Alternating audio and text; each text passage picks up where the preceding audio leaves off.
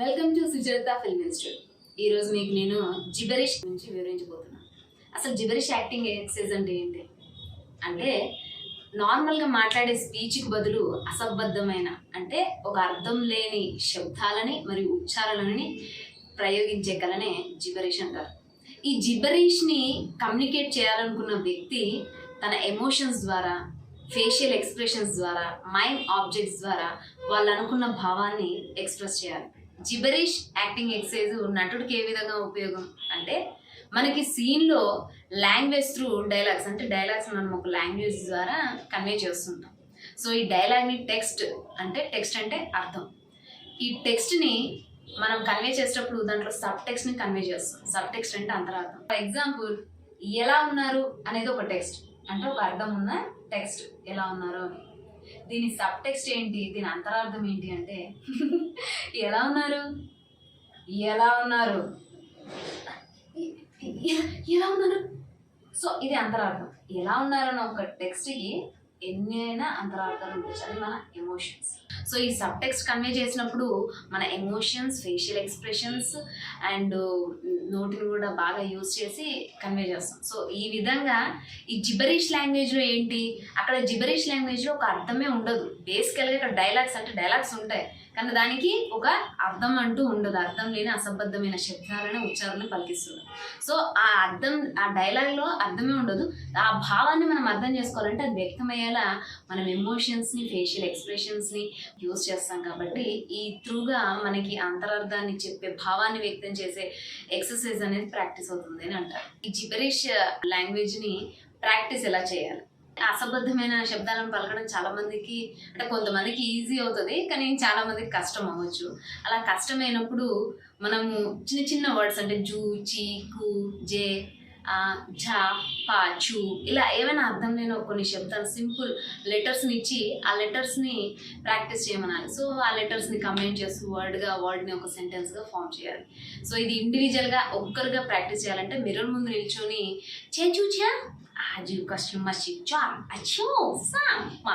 ఇలా ఇండివిజువల్గా కూడా ప్రాక్టీస్ చేసుకోవచ్చు. ఇలా ఇండివిజువల్గా ప్రాక్టీస్ చేసినప్పుడు స్వరస్థాయిని, డిఫరెంట్ స్వరస్థాయిని యూజ్ చేయండి. అండ్ మీ నోటిని ఎగ్జాగ్రేట్గా అంటే చాలా డిఫరెంట్గా ఇలా మొత్తం పూర్తిగా యూజ్ చేయండి.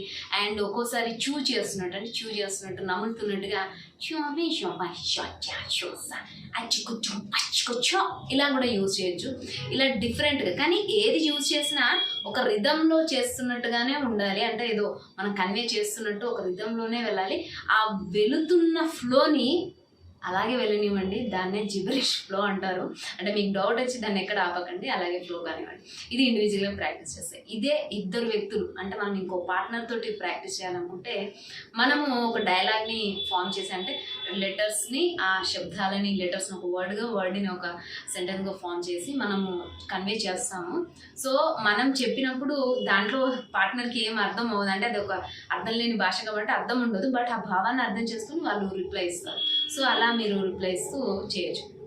ఇదే ఒక గ్రూప్గా ఫామ్ చేస్తే కనుక ఇన్స్ట్రక్టర్ ఏం చేయొచ్చు అంటే, ఒక 3 లేదా 4తో కూడిన 2 గ్రూప్స్ని తయారు చేసి ఒక గ్రూప్కి సీక్రెట్గా ఏదైనా ఒక కంటెంట్ చెప్పచ్చు. ఫర్ ఎగ్జాంపుల్, ఒక క్యాబ్ డ్రైవర్ డ్రైవ్ చేస్తున్నట్టుగా, 2 కస్టమర్స్ ఎక్కినట్టుగా, తర్వాత పోలీస్ కానిస్టేబుల్ ఆపినట్టుగా ఇలా ఒక కంటెంట్ చెప్తే వాళ్ళు అర్థపర్థం లేని ఆ భాషతో, జిబరిష్ భాషతో ఆ కంటెంట్ని వాళ్ళు చేస్తారు. సో ఈ చేస్తున్నప్పుడు ఇంకో గ్రూప్ ఉంటుంది కదా, వాళ్ళని అబ్జర్వ్ చేయమని చెప్పాలి. ఇది అయిపోయిన తర్వాత యాస్టీజ్ ఇదే యాక్ట్ని వాళ్ళని చేయమనాలి. అప్పుడు వాళ్ళు చేసినప్పుడు వాళ్ళు language like Telugu, Hindi, English whatever, so వాళ్ళ లాంగ్వేజ్లో దాన్ని వాళ్ళు మళ్ళీ సేమ్ యాస్టీజ్ ప్లేన్ చేస్తే దానికి ఒక అర్థం వస్తుంది. ఇలా ఒక కొత్త కథ పుడుతుంది. సో దీన్నే జిబరిష్ యాక్టింగ్ అంటారు. సో ఈ జిబరిష్ యాక్టింగ్ ఎక్సర్సైజ్ సింగిల్గా, డ్యూయట్ అండ్ గ్రూప్గా చేసుకోవచ్చు. దీని ద్వారా మీ facial expressions and emotions, mime acting and mouth use ఇవన్నీ బాగా ఎక్సర్సైజ్ ప్రాక్టీస్ అవుతాయి.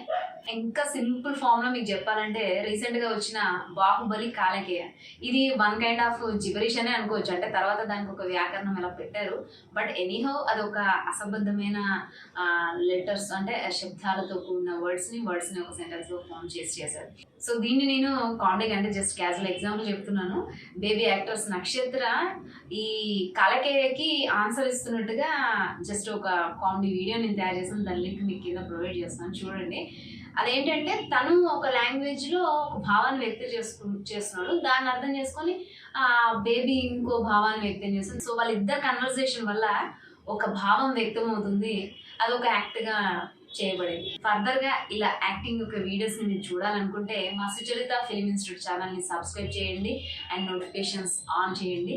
సో ఈ వీడియో కనుక మీకు నచ్చింటే లైక్ చేయండి అండ్ షేర్ చేయండి. బాయ్.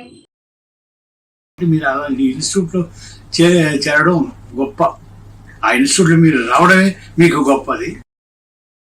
ఆ ఇన్స్టిట్యూషన్లో వచ్చే పిల్లలందరూ కూడా భవిష్యత్తులో మంచి భవిష్యత్తును పొందుతారని I wish them all the best. ఈ ఇన్స్టిట్యూట్లో చేరిన వాళ్లకు భవిష్యత్తు బ్రహ్మాండంగా ఉంటుందని మాత్రం నాకు ప్రగాఢమైనటువంటి నమ్మకం ఉంది.